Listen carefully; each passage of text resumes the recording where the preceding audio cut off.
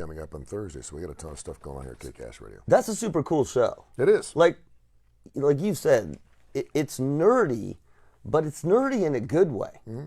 No, I mean, it's, you got to own it, like you said. Yeah. It's super advanced, but I feel like if you listen to it, it's funny because they say some stuff that we don't understand, and at the same time, I feel like you can learn something. Yeah, it's interesting because I think if you're listening to an IBM show, you're probably like, what am I listening to? But Libby Ingrassi, or Inglesi, should I say, who does the show, does a really good job. She's not a radio person, but she does a great job at kind of keeping you engaged for the entire hour. She does a good job. I mean, where else are you going to hear us and IBM? It's classic rock and high tech, baby. I love it. Yeah, exactly, right? It's good. All right, so we got a bunch of clients we want to talk about this morning, but if you listen to our show, you know we don't talk a lot of commercials. We do a lot of classic rock news and certainly do a lot of interesting things that you and I get into, including a couple of sports firsts that happened yesterday. You sent me the story about, is it Carl Nassib, I guess his name, or Nassib? Had you seen it or no? Was that? Yeah, I did. Okay. Yeah. I mean, ESPN is on my television pretty much 24/7 around here with my 16-year-old, and so when I saw the story, you sent me the story. I was like, okay then, all right, yeah, super, congratulations, that's good. And even Carl said, listen, I hope we get to the point where something like this is not newsworthy. Yeah, a newsworthy story. It's the first. It's hard to believe because this is the first time that an active NFL player has come out as gay, and I'm like, okay, but I also know there's probably 5 to 10 gay guys on every NFL squad, and we just don't know it. Open? We don't know it, but open? They may be open with their teammates. That's what I'm saying. I don't know. It's kind of like a family, right? Yeah. You could have an openly gay in the family, but then people outside the family don't know about it. Maybe it's because they don't want people to know about it. Maybe they're not ready to come out to the rest of the world, but the family knows. I have a hard time believing it. I've done numerous shows, a lot of shows with former athletes and active athletes, where they'll go, yeah, we kind of know, we know, we know, and it's not something like you have to get it out in the open after a big ball game or anything else, but everyone in the locker room knows that this individual is gay for whatever reason, whether they never see a woman around him. Oh, I see what you're saying, that he hasn't come out gay. Yeah. He hasn't come out to his teammates, but they kind of know. Yeah, well, you do know. Yeah. You know? I mean, when you're in a locker room and you're traveling with guys, 4 months out of the year, you're in hotel rooms. I mean, you see things. Yeah. Yeah, right? No, so it's kind of like, I mean, I appreciate the fact that he felt the need to come out, and he said, I feel really good that now I can live my life because it's open. It's an open book, and I'm okay with it. That's great. That's good. Well, I mean, I also got the sense absolutely doing it for advocacy purposes. I mean, I think that's what he was saying more than anything else. I am almost 100% sure that he's out to his family. He's already out. This wasn't the announcement. It was the public announcement for support purposes. And I was like you. I was like, really? Because and I'm blanking on the name, but the NBA, 1, 2, 3 different players who have come out. It's interesting that was the first publicly open gay person in the NFL. And to your point, I think it's interesting too, because what if someone does come out before he comes out to his family? Yeah, that's not good. That's terrible. I mean, if it's one of those things where... Well, I shouldn't say it. Can I take those words back and put them back in my life? It totally depends on your family dynamic. Yeah. I mean, there are family situations where that you're not in a position to come out to your family. Yeah.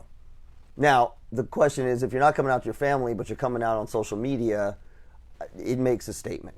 And I think it means a little bit more, too, because he's obviously in a profession that is a male-dominant, testosterone-driven type of I'm a man and I'm going to whip your ass type of profession. Right. Where if you come out and you're working for IBM or working for a radio station or working at a dress shop, it's going to be a little different. So it does have, it's a little Rock Hudson coming out for me. Well, again, I thought he did a really nice job. It was only a minute long, which I really liked. He didn't ramble. Mm-hmm. He was articulate, and he said what he had to say. Yeah. Which is, and I like the other piece. I like the fact that he said, like you said, I wish I didn't have to do this. I'm hoping we don't have to do this. Yep. I'm doing this in support. Boom, done. A minute, a minute, and it was done. The other thing is, this sounds bad, but he's a defensive linemen, right? Yeah. They always talk about Defensive end. Yeah. What? Defensive end. Defensive end. Yep. They always talk about it's stereotype. He's very articulate. You have, for those of us who don't play, you have the mindset that offensive line and defensive line are just big lugs. But he was incredibly well spoken. Yeah. What's up, people? I'm Carl. I'm at my house in Westchester. Right. I want to take a quick moment and say I'm gay. What? Okay.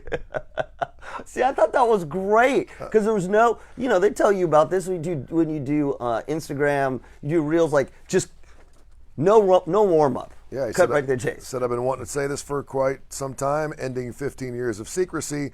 The cool thing is, and you mentioned he also announced making a $100,000 donation to the Trevor Project for LGBTQ youth, which is pretty cool, and he's an advocate for suicide prevention, which is pretty cool. You think he gets blowback, not by the NFL corporate, but pun intended. No. I mean, the Raiders have already said they're proud of him. It's great. John Gruden already came out and said what makes a man different is when he can be different. Right. That's what makes a man special, is when he can be different and proclaim that. So that's good. Now, what else are you going to say? You're the organization. Well, that's what I was going to say. So, but I what's going to be interesting now for me is that locker room. Yeah. Because is it going to change? Because while we know that maybe 3 to 4 to 5 different guys on each NFL squad, and I get those numbers, it's based on what we know across this country. There's 120 guys on a squad, so those chances are 5 or 6 guys are gay. If that's the case, now what's it going to be like in that locker room? Because the guys that you used to hang out with, have dinner with, play cards with on the plane, are those guys going to continue to do that? And that's something they're going to have to work through. I don't. It's going to change. I mentioned the fact that my brother was in a band with this guy for 6 or 7 years. The guy's name was Huey. Should have known. No, shut up. I've never met a straight guy named Huey. Well, Huey Lewis. That's what I was going to ask you. But he's a rock and roller. And he found out after about 5 or 6 years of doing concerts on the road and spending nights together in hotels and all these things that Huey was gay. And my brother is a minister. He's not a homophobic, but it absolutely floored him in that he was living with a secret and they knew so much about each other, but he didn't know who he truly was. And it pissed him off and it ruined their relationship. It's interesting. Yeah. See, what I think is going to be, so to me, the locker room. It's a big skeleton. To me, the locker room, there's 2 pathways to take. If he had already come out in the locker room, they already knew, right? He told his teammates. Now the question is, okay, you told your teammates know, it's fine, big deal, but now you come out publicly. So how does that change the locker room? Because how does it change the perception, right? And that's different. That's different than never telling your teammates and then coming out publicly and your teammates finding out. As a mainstream, culturally acceptable heterosexual, I'm to the point now. What'd you call yourself? A culturally mainstream. What'd you call mainstream? Responsible cultural heterosexual. My point at this point is kind of like, okay, yeah, I'm accepting of that. That's fine. Yep. I have no problem with that at all. Yep. So I'm wondering if we're going to get to the point where we need to make announcements. Well, that's what he said. And I think that's, now in this particular case, this is the first active NFL player, so maybe he felt the need. What my point is, if you're a gay guy, regardless of what your profession is, and you're just living your life. Yep. You have Christmas parties and you bring your boyfriend with you. Yep. People know it. Do you feel like you need to come out? Is it so people that perhaps don't or are in some type of denial? There's no way that Tommy's gay. I couldn't, Is it something where they feel more socially accepted, or they feel like at least they can get that off their heart and their chest by saying, "Hey, everybody, you probably already know this, but." Well, that's the difference. I mean, you hear this in the LGBTQ plus community is we don't want to have a national coming out day. Yeah. There should be no need to need group support for it. Like you said, we've talked about it all the time. That would be like National Heterosexual Coming Out Day. Yeah. And people would say, well, why do you need that? Yeah. You're looking at me. No, I'm looking at your microphone. Your microphone's missed. Okay. I thought you were going to touch me. Talking to your butt, my friend. I thought you were going to touch me. So I think that's the difference. We are not at a point where it just goes without saying. But to your point, I think if you are openly gay, you have a boyfriend, you've talked to your coworkers about it, then you already have come out. Like, whether you come out on social media or not, you already are out. The whole thing, it's a terrible statement. The idea that you have to come out, which coming out of the closet, it's terrible. I mean, and we can use it, and I'm not trying to make these equal, but you could use this about mental health problems. And I'm not saying that these things are the same thing, but, I'm coming out to let you know that I have depression. That's terrible. It's terrible. I'm coming out to let you, again, that I'm heterosexual. Yeah. What the fuck is that? Well, I mean, again, there's obviously a need there for the individual to do that because they aren't being accepted for everything that they are and what they believe in. That's right. Or at least the people around them don't know, or maybe they're in denial. That's right. Because for the most part, people are like, And then, when that happens, most of the guys in the locker room, I knew. Yeah. We knew. Which is, you know what, that's the times have changed. That's the time that times have changed that we knew, and that's cool. Yeah, well, the other thing is a lot of players have said they haven't come out because they were afraid they're going to get cut. Yeah. Because they weren't going to be looked upon as a man to be playing in the National Football League. How long has he played? I don't know how many openly gay former players there are now or active players. Right. And I'll be interested to see if anyone else comes out at this point.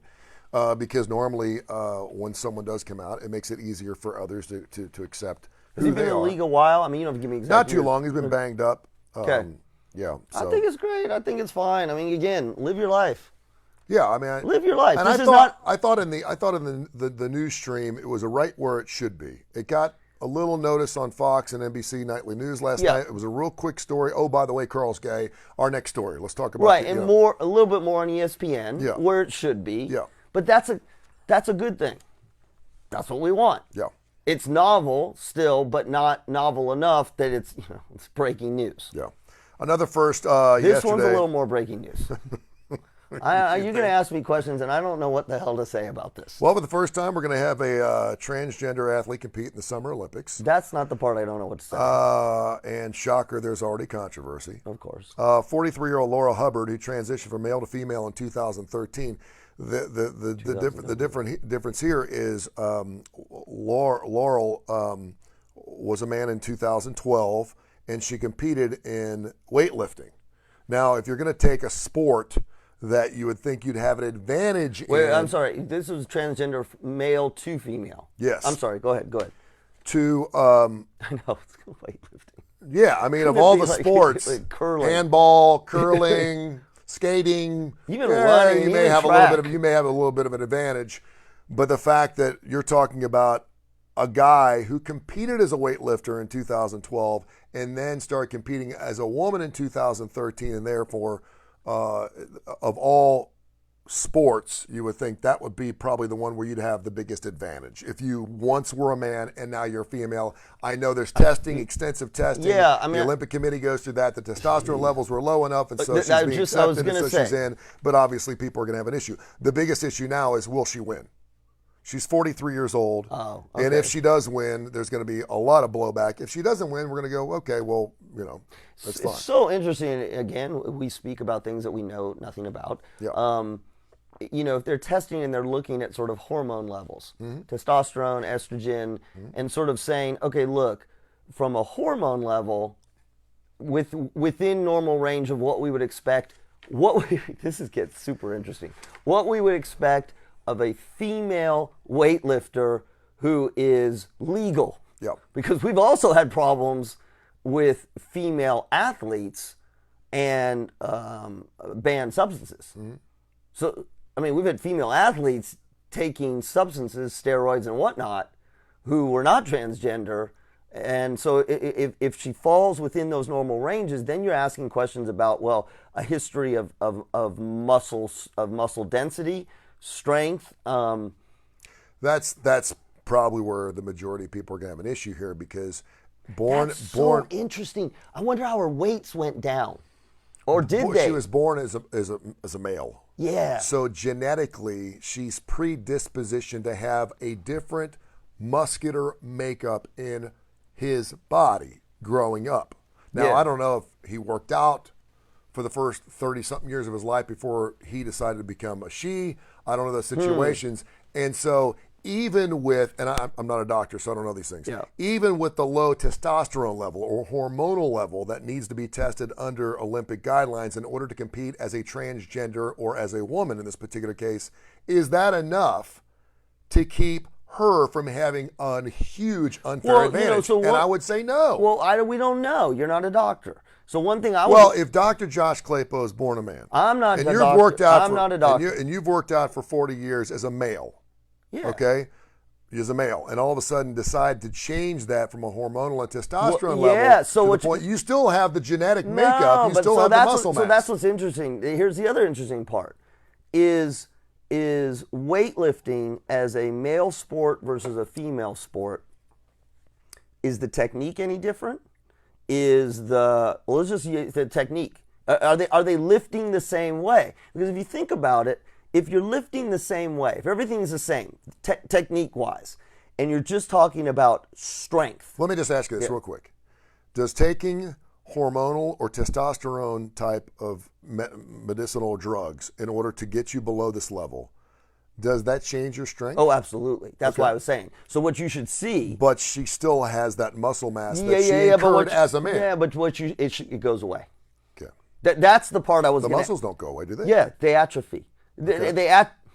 They atrophy to enough that she would not have an unfair advantage. That's what I want to see. Is I would love to see, and I'm just out of curiosity, is what the max weights are for her now and when he was a man. Yeah. And by the way, she does not look like a muscle man by any stretch. She's not well defined. She doesn't look like. So interesting. We got. You know the thing about this, and I hope we can do this. We gotta dive into it, and not just make the snap judgments. It's not right. And of all the, like you said, of all the perfect we have cases, to see how she competes. Yes. I mean, let's cut to the chase here. And by the way, the CEO of the New Zealand Olympic Committee said we acknowledge that gender identity in sport is a highly sensitive, complex issue requiring a balance between human rights and fairness in the field of play. All right, I'm just going to shoot straight with you. I'll tell you exactly what's going to happen here. If you have an abnormal number of men who become women who are winning everything across the board, there's going to be a problem. We know we need to do more science. Yes, absolutely. Because something's wrong here. If she's blowing away and lifting 50 more pounds than anyone else, then there's obviously an unfair advantage. And don't sit there and say, well, maybe she just works harder. No, she doesn't. She was a male bodybuilder until 8 years ago. But we've had this, it's not the same case. If they run faster, if they can lift more, they can jump higher, they can do all these things. We've done this with every athlete in the Olympics, right? Yeah. As soon as they blow the pack away, the first thing we do now is we're looking at, is it a banned substance? Are they not genetically, do they have something on board that you're not allowed to? We did it, I'm forgetting all the names, the guy back in the 80s who was Ben, what's his face from Canada, the track star. Ben Johnson. Yeah. Ben Johnson. Oh my God, look at him go. Turns out he was using banned substances. Yeah. Now I'm blanking on the female who ended up in jail. Yeah. So like you said, okay, if she blows the pack away, then we need to do some testing. We need to figure this thing out. Yeah. And I think that's fine. Like, just figure it out. Don't just make snap judgments. Yeah. That's it. I'm fine. I actually love that it's weightlifting because it's the most clear cut. They're just going to have to make the playing field fair. Yes. And again, if it's a situation where, and I don't know how many transgender athletes, and I'm not sure what the law is in this country because it changes from state to state. I know Arkansas is doing something, Tennessee's doing something. I know all these things. But if you find out, do you start backing off? It's almost like grading on a curve. Do you start backing off those levels to ensure that it is fair across the board? And then does that fair in what way? See, now you get interesting. Well, I don't know. Does that dilute the extra work that perhaps this individual's putting in so they can blow away the field? That's exactly. Because we don't know. Where is the extra oomph coming from? Is it because she used to be a male, or is it because she's putting in more hours in the gym? I don't know. Well, and then you get into, across the board, not just the weightlifting, genetic advantages. Michael Phelps, I can't remember what it is. His heart, something about his heart and his breathing. He has a genetic advantage in addition to everything else. Mm-hmm. He's a fish. He used to be a fish. Well, look. He's a transgender fish. Use basketball as a great example. He used to be a marlin. He can hold his breath Have you for ever 35 minutes. This dude's not really. He's got gills. So if you come out and you have gills. Have you ever seen him in an interview sitting down? Yeah. He is. I've never seen anything. I don't know. Was he like 6'5", something like that? You see how you are? Yeah. Your legs are like no. Your legs like your waist to legs are like this. His legs go to here. Yeah. He is upper body from about his knees up.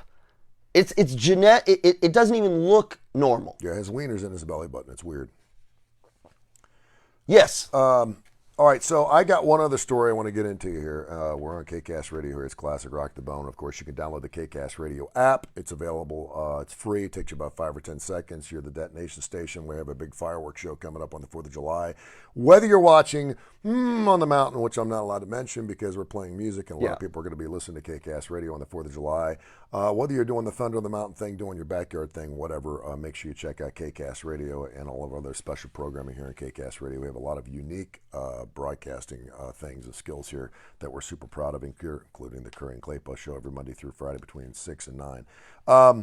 I saw this story. Did you hear about this Ben Zobrist story? No. Former Major League Baseball players, won a couple of World Series with the Chicago Cubs. This is an amazing story. Okay. As a therapist, you're going to hate it because you're going to lose it. Is there a life coach involved? There is a metaphysical. There is a marriage counselor who's also a minister. That's okay. Here. That's Christian counseling. That's okay. That's fine. Zobrist evidently has been married to Juliana Zobrist, and she's a singer. I don't know how famous she is. I pulled her up. I didn't really see anything. Anyway, she come to find out that she was having an affair. Okay, happens. And she was having an affair with their pastor. Hey. We've done a spy story on this. Yeah. We did. This is better than this because it goes even deeper. We've done this story. Go ahead. Because this is where it's going to tear your heart out. So evidently his name is Byron Yawn. The pastor. Yes. Okay. He is also the CEO of Forrest and Crane and Company, a Nashville area business consulting firm, and runs the Community Bible Church in Nashville. And also runs a non-for-charity foundation for Ben Zobrist. Okay? Well, hang on, look at it. Oh, he's the executive director of Ben Zobrist's foundation. So he's running his foundation, and he is having an affair with Ben's wife. And he's a minister. Okay. So Jan began talking daily with his wife through burner phones in 2018 and had a sexual relationship between the two began a year later. Ben took a 4-month leave. I remember this happening because I thought, what are you doing? He took a 4-month leave from the Cubs in 2019 just to address his marital problems. Good for him. After Robin Yawn, Pastor Yawn's wife, informed Zobrist about what she believed to be an emotional relationship between their spouses. So he was a minister, but he was married. During that span of time, he also lost $8 million in income, Zobrist did. So he's like, wait a minute. Wait, he lost $8 million in income, what? From where? From his foundation. Okay. So here's where it gets a little sticky. Yawn was the one who provided marriage counseling to Ben. Yes, I know.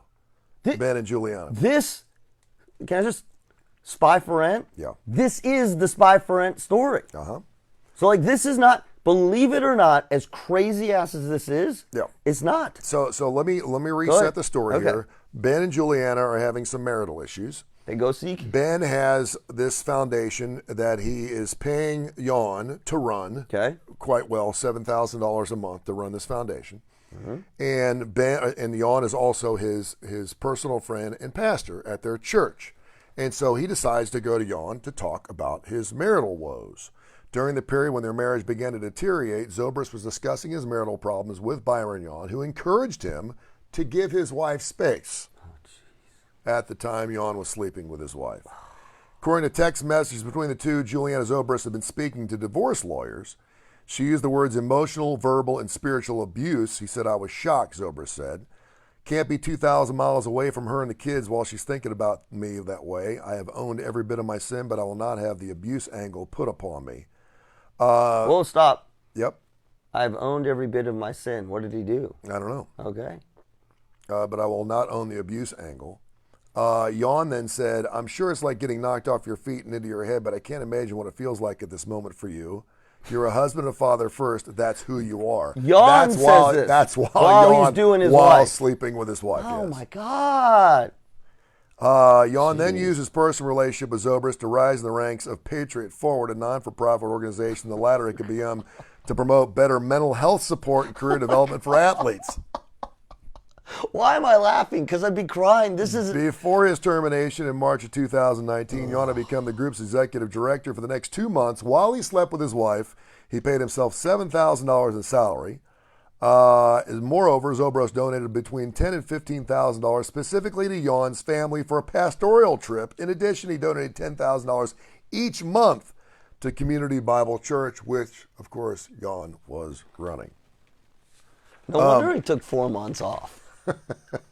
I mean, seriously, that's not marital problems. Now, I don't know what Zobrist did. That's a cluster. I don't know if he's got some demons. Again, he said I've owned my sin, so I'm not sure what that means. So short of, I mean, what do I say this? Short of abuse, which no excuse. Like, what could he have possibly done relative to what that was? That's some. I mean, again, two to tango and the wife, but I'm gonna put the wife aside. Just because whatever she did, she did. That dude is maniacal. I mean, think about all the touch points that, and particularly on the pastoral side and the mental health side, the two pieces. Not to mention, he is truly a wolf in sheep clothing. Yes, there are so many things that this guy did. Yawn, this guy that did wrong. First of all, he's a minister. You're held to a higher standard. You're running a Bible school. You're running a non-for-profit organization for mental health, and then you're sleeping with the dude's wife, and you're counseling him through that. That to me is the worst part of all this. The worst part is that Zobrist went to him to confide in him as a marriage counselor to help through his marriage while he was sleeping with your wife. That's the worst. I can't even. I would need more than 4 months off because I would feel like the entire world is talking about me. Can I ask you this? You know, I talk about forgiving sins. Yeah. And obviously, there's murder and there's abuse and there's rape and there's all those. So let's just. This guy's an absolute scumbag. Right. So and the fact that his wife, Yawn's wife, was the one. Oh, that's right. Because she I felt forgot like Yawn's wife. She felt like she came out. She felt like that Yawn and Juliana, Zobrist's wife, were having an emotional affair. She didn't think it was a physical affair, and she reached out to Ben and said, "Listen, my husband and your wife are meeting a lot." Then they found out there's no reason ever to have a burner phone. I don't know why you'd want to have a burner phone, particularly if you're a minister. It's not a burner phone. That's a consumer cellular, dude. Okay. It's just cheap. Just because it's cheap doesn't mean it's a burner phone. And the fact that she reached out to Ben to say, listen, something's going on here. I don't like my husband hanging around with your wife a whole lot, and you're on the road a lot. You don't have any clue what's going on with your wife and blah, blah, blah, blah, blah. She's out singing. She's an entertainer, but she's got some tats, by the way. That is just like, I cannot imagine. If I was sitting here talking to you about my marital woes and found out you were banging my wife, it is the low. It's the lowest you can go. I can't. She needs more space. Oh my gosh. What? I mean, that is just. There's nothing to say. You literally. I would love to talk to him. I would just love. No. I mean, think about it. Think about if you're doing sort of mental gymnastics to justify this. Yeah. What kind of mental gymnastics are you? What is it that you're doing? What are you saying to yourself? Again, I got to be fair here. I don't know what his backstory is. I don't know if he had an extramarital. I don't know anything about this. So even if he did, he filed for divorce from her first, and then she counter. So, but even if he did, even if he did, one of the things we know is that when you are in the throes of passion, particularly if it's an extramarital affair, you're in this weird bubble. You're not thinking rationally. You're able to sort of twist the justification in all kinds of ways, right? Mm-hmm. And people do that it happens all the time. Well, I'm not getting attention at home. She doesn't really love me. This person's supportive of me. we're not really having an affair. I mean, it goes and goes, and people from the outside, your friends are looking at you going, please. Yeah. Really? But look at this one. Like, what is this guy, short of being completely 100% to the nth degree narcissist? Yeah. I don't know what he possibly, I don't even know what his most distorted thought is to justify this. Yeah. I fell in love. I know you love the story because you're a therapist. This is,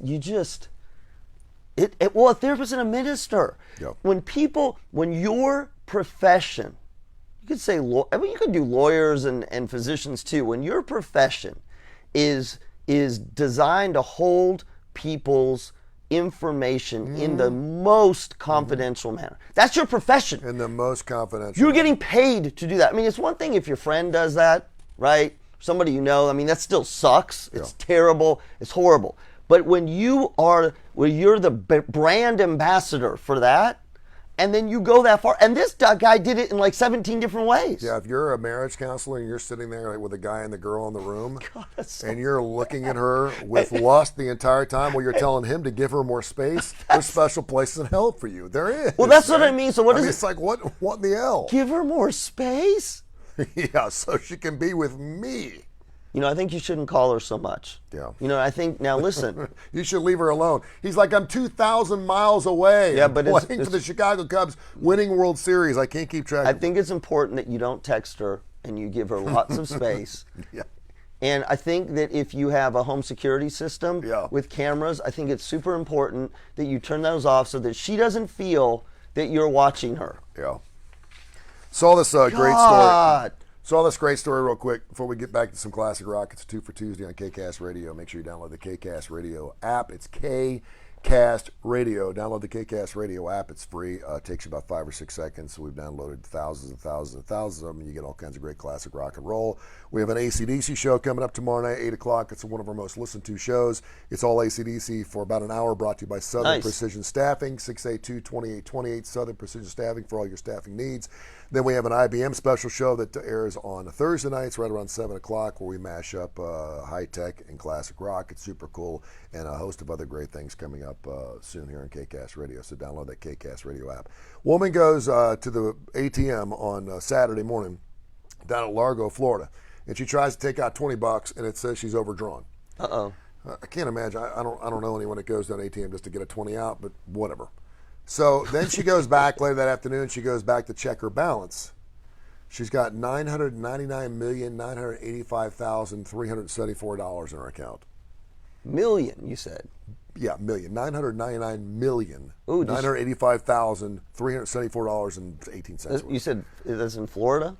Yes. Maybe she won the vaccination. And I'm thinking to myself, how many times have you checked your account balance? And it's a little bit more, or maybe even a lot more, than you remember. And you're like, yes. Oh. No, and then you find out that they haven't pinged you on the bill. Well, yeah, but yet. I'm thinking I haven't really written a check in 2 or 3 Oh, weeks. this So is great. obviously, I made a mistake. Yeah. Maybe I paid that bill twice. I've done that a million times. Right. And no matter, you do that, right? And you have this wonderful feeling like right here. Oh, yeah. And then, but then you go back and check, and it never comes out in your favor. No, I'm like, I did not realize that This is awesome. There's I forgot. $2,000 in my account. That's unaccounted for. I thought I'd paid my mortgage. Well, I guess I'm good to go. Next thing you know, you're out having dinner that night because you're just living that fantasy. And then all of a sudden you get pinged, and like 3 days later, you're minus $900. You're like, what the hell happened? But it said I had, no. It never works. It never works out that way. That happened to me one time where it actually did work out. What did they do? I was working for Cumulus. I was doing the sports thing, and we had a bonus structure. And every 3 months, because we were a kick-ass morning show in the opening drive, and I was doing classic rock, I would get bonuses. And all of a sudden, they told me I wasn't going to get bonus anymore during certain times of the year or whatever. And I was like, whatever, we have a deal, da-da-da-da-da. And so I got my account, and it was actually, it had a few $1,000s more in it than it was supposed to, because, and of course I said nothing, because I was like, that's the deal we have. It wasn't supposed. I wasn't going to go tell them, because that was the deal. They may be watching now, they're going to take it away. Yeah, they can't. Well, it's not there, so good luck. It was spent later that night. I love that. But that was the one time where I actually had quite a bit more in my account than I actually thought. So she got almost $1 billion. $999 million. She said she was horrified. She freaked out. She's Horrified? Like, yeah, so it was Chase Bank. So, yeah, she said, I was horrified because I didn't know where it was coming from and I didn't want it and just get it out. That's a strange emotion. Yeah. Surprised, but not horrified. Well, if you're worth $1 billion, you don't know who's coming after you. You don't know how it got in there. What's the situation? Yeah, well, you know it's a mistake. For a split second, you're like, do I have a rich uncle? Is there something going on? Yeah, but that's too much. I mean, if you had $50,000 in there, $999. She made, well, my question was, and she called Chase Bank like 5 different times, and they kept hanging up on her. Man, we don't have time for this, blah, blah, blah, blah. And so finally she drove down to the bank and explained to them, and they're like, thank you. And I don't know how you missed that. You know, at the end of the day, you have to do a plus and minus. You have to have a ledger. You're like, okay, we're $999 million off here. Can someone find this? And the fact that she tried to take a 20 out earlier and she had insufficient funds. So obviously someone made a huge mistake. Do you think they forgave the But I'm wondering, say, for sake of argument, let's say there's an extra $5,000 in your account. Life-changing money for most of us. Yeah. Well, I don't walk around with $60,000, $70,000 in my checking account, so $5,000. $5,000 would be something I know. I go, whoa, what is this? Yeah, yeah. And it is your moral obligation, because it's not your money, to check to go. And first, I checked to see where it came from, how did it come in, was there a wire transfer, and I tried to find out first. It's kind of like finding cash on the side of the road, right? Yep. So at first, I try to find out maybe is it really mine, knowing that it probably isn't, because I'd know if I had $5,000 being wired to my account. Then second, I would make that phone call, and obviously, but I wonder how many people out there watching or listening right now would say, I'm just going to let it go for a couple of weeks to see what happens to it. And if no one touches it, then it's mine, because I know a lot of people you can't do that. See, here's why I wouldn't. I know a lot of people would go, I'm busy. That's a priority thing, but it's not. I got some things I got to do first. I got to go. Here's why I wouldn't do it, because I would spend it, or a lot of it, and I'd be worried that if it isn't mine, at some point it's going to catch up to me. Not even morally. The bank's going to say, 6 weeks down the road. IRS does this all the time. I had this done the other day. See, and I'm trying to pick an amount where you could actually make the argument, I didn't know, because if you have like $150,000 in there and you go blowing through it and buy a Maserati, that's illegal. You will go to jail for that. Yeah. Because you're spending somebody's money that's not yours, and that's not your money. But just enough where you could have made a ledger. But you're still responsible if it's not yours. See, that's the problem. Yeah. The IRS pinged me for taxes in 2018. Yeah. Right? I was like, I got a thing from the IRS that says, oh, we've recalculated your taxes, and you owe us $8,000. Yeah. And I looked at the date, because it was 2018. That's how long it took them to figure it out. That never happens in reverse, does it? Does the IRS ever go, we miscalculated? Yeah. Oh, you well, it does. You know what you get? 42 cents. I've gotten 42 cents. Actually, the most I've ever gotten on a recalculation was I think it was $42.62. They don't say we're sorry. Yeah. They say, but that's the thing is, if it's sitting out there, dude, you're responsible for it. Yeah. So I wouldn't do it. Talk about one of our great sponsors. We'll do a 2 for Tuesday in Classic Rock here on KCast. No, I'm going to tell you about Woodhouse Day Spa. Oh, my God, Woodhouse Day Spa. Is that killer? 905-7676. This is a luxury spa located up at the Summit. Go to their webpage, birmingham.woodhousespas.com. They've got everything you need. Manicures, pedicures, facials, massages, special treatments. They've got accessories that you can buy, and it is like no other spa you've ever seen. 5,000 square feet, located up at the Summit. Again, go to their webpage because you can see what I'm talking about. It's birmingham.woodhousespas.com. Turn that off? Oh, yeah. That was good.